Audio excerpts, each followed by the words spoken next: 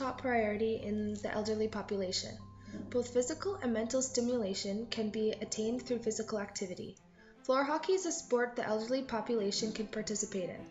Floor hockey is played indoors with a goalie on each team with 2 defensive players and 3 offensive players. Modifications are recommended to allow for safe play as well as continued participation.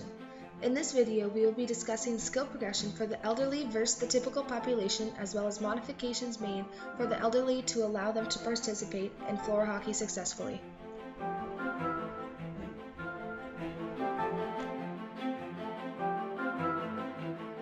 Typical populations are able to stick handle fairly easily as they have minimal limitations as compared to special populations.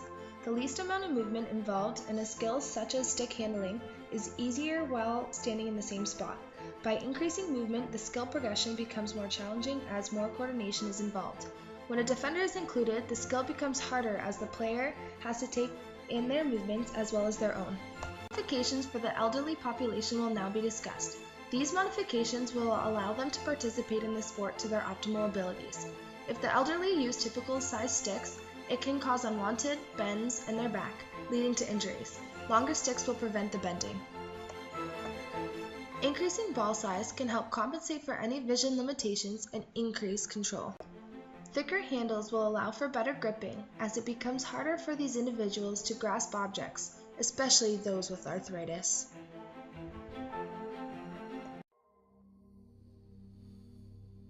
Additional modifications will include soundproof walls, smaller nets, changing subs frequently, additional players on the court, and volunteers trained in CPR and first aid.